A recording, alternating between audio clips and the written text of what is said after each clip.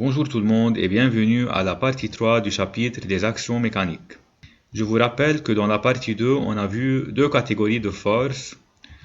On a vu les forces à distance et les forces de contact. Les forces à distance telles que le poids, la force magnétique et la force électrique. Les forces de contact telles que la tension d'un fil, la réaction normale d'un support, et il y a ce qu'on appelle la force de frottement. On va parler de cette force dans une prochaine vidéo. Dans la partie 3, on va voir les caractéristiques du poids d'un corps, puis on va voir la différence entre le poids et la masse, et finalement on va faire un exercice d'application.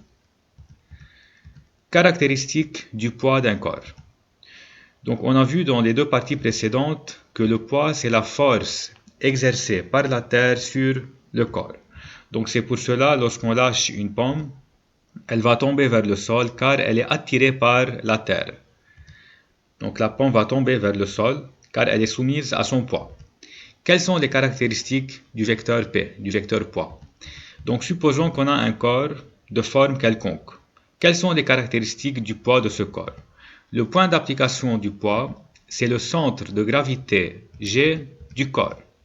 Donc on a vu que toutes les forces à distance commencent par G qui est le centre de l'objet ou bien du corps.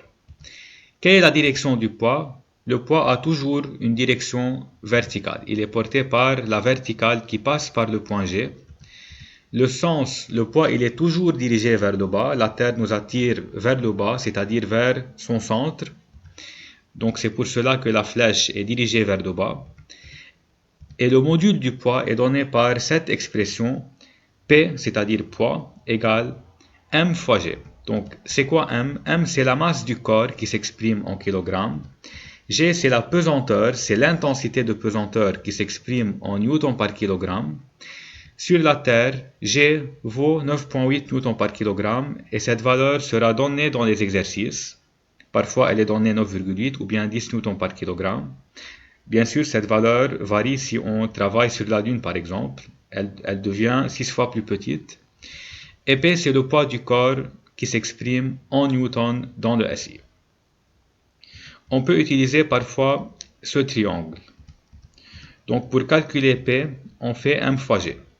Parfois dans les exercices, on nous demande de calculer la masse. Donc pour trouver la masse, on cache M et on aura M égale à P sur G. Et pour calculer G, on cache G et on peut dire que G égale à P sur M. Deuxièmement, la différence entre le poids et la masse. Donc la masse et le poids semblent interchangeables, mais en réalité, la masse et le poids sont complètement différents. Donc dans ce paragraphe, on va voir quelles sont les différences entre le poids et la masse. Donc le symbole du poids, c'est grand P, alors que le symbole de la masse, c'est petit m. On vient de voir que le poids, c'est une force. C'est la force d'attraction ou bien c'est la force de pesanteur que la Terre exerce sur un corps. Et on a vu quelles sont les caractéristiques du poids. La masse n'est pas une force. La masse, c'est la mesure de la quantité de matière dont un objet est composé. Donc la masse d'un corps est liée à la quantité de matière qui le constitue. Deuxièmement, le poids est mesuré par un appareil qui s'appelle dynamomètre. Donc ça, c'est un dynamomètre. Et le poids s'exprime en newton dans le SI, alors que la masse est mesurée par une balance, ça c'est une balance, et l'unité de la masse dans le SI, c'est le kilogramme. Troisième différence, le poids d'un corps varie avec le lieu. Donc si on mesure le poids d'un corps sur la Terre et on trouve 12 newtons, lorsqu'on amène le même corps sur la Lune, on va remarquer que son poids sera 2 newtons. Donc son poids sera 6 fois plus petit. Pourquoi? Car la pesanteur sur la Lune, l'intensité de pesanteur sur la Lune est 6 fois plus basse que celle sur la Terre. Donc le poids dépend du lieu où on se trouve, de l'endroit où on se trouve. Alors que la masse d'un corps ne varie pas avec le lieu. Donc la masse est toujours la même.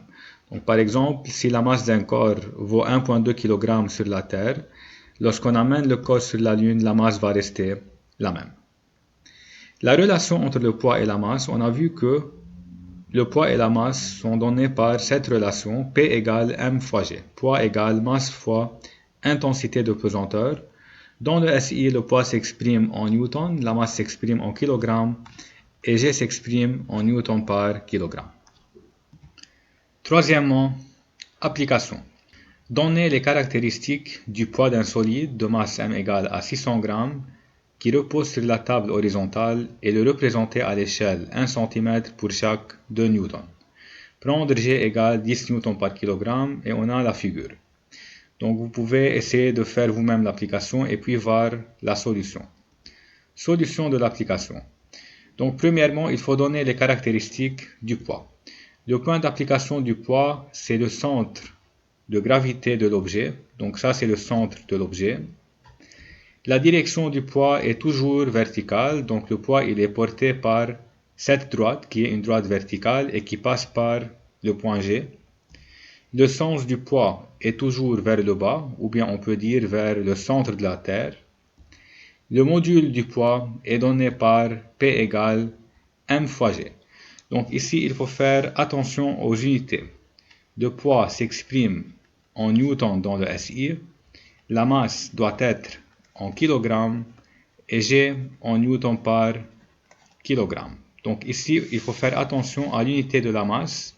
La masse, elle est donnée en grammes, donc il faut convertir grammes en kilogrammes. Donc pour passer des grammes au kilogramme, on divise par 1000. Donc on peut dire M égale à 600 grammes, divisé par 1000, ça nous donne 0,6 kg. On remplace et on trouve P égale 0,6 fois 10, donc c'est 6 newtons. C'est le module du poids.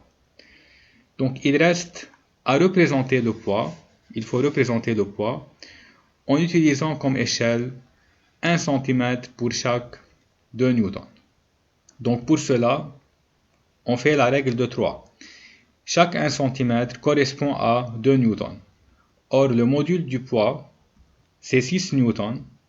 Donc si chaque 1 cm correspond à 2 newtons, 6 newtons correspond à combien? On fait 1 fois 6 divisé par 2. Donc on applique la règle de 3. 6 fois 1 divisé par 2 et on trouve la longueur du poids. Donc on aura 3 cm. Donc il reste à représenter le vecteur poids sur la figure. Donc le vecteur poids, c'est un vecteur qui commence par le point G, qui a une direction verticale et qui a pour longueur 3 cm. Donc pour cela, il faut utiliser une règle.